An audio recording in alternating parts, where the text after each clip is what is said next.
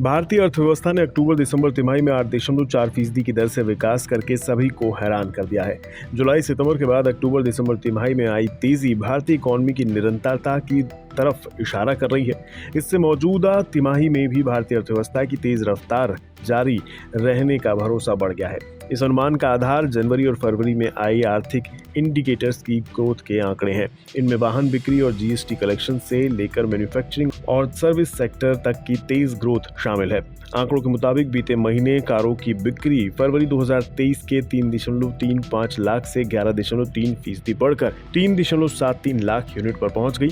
इस साल जनवरी में 3.94 लाख यूनिट और अक्टूबर 2023 में 3.91 लाख यूनिट के मुकाबले ये किसी महीने में अब तक हुई तीसरी सबसे ज्यादा बिक्री है। इस बार फरवरी में भी कारों की रिटेल बिक्री में बीते साल की फरवरी के मुकाबले 11.3% का इजाफा हुआ है और ये फरवरी 2023 के 3.01 लाख के मुकाबले बढ़कर 3.35 लाख हो गया है। इस तरह बीते महीने थोक बिक्री और रिटेल बिक्री में 40,000 यूनिट्स का अंतर रहा।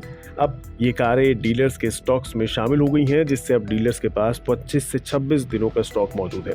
इसका फायदा ग्राहकों को कारों की कम वेटिंग के तौर पर मिल सकता है। कारों की बिक्री की तरह ही देश के मैन्युफैक्चरिंग सेक्टर की रफ्तार भी फरवरी में बढ़कर 5 महीने के उच्चतम स्तर पर पहुंच गई है।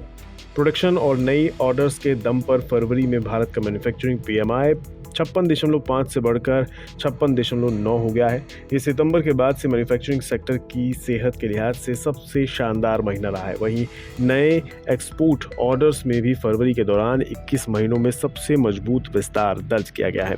हालांकि इस दौरान इनपुट लागत आंशिक तौर पर बढ़ा है। इसी तरह जीएसटी कलेक्शन ने भी फरवरी में जोरदार उछाल दर्ज किया है। बीते महीने जीएसटी कलेक्शन 12.5% बढ़कर 1.68 लाख करोड़ के स्तर पर पहुंच गया।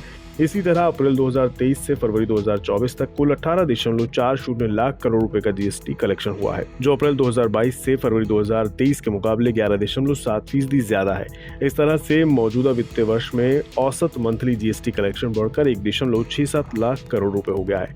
वहीं 2022 से 23 में ये 1.5 लाख करोड़ रुपए था। फरवरी के दौरान सभी मुख्य राज्यों में जीएसटी कलेक्शन 8 से 21% बढ़ा है। जाहिर है इन इंडिकेटर्स की चाल भारतीय इकोनॉमी में तेजी का मजबूत संकेत दे रही है। ऐसे में भरोसा बढ़ता जा रहा है कि 2023 से 24 में भारत की विकास दर अनुमानों को कहीं पीछे छोड़ सकती है।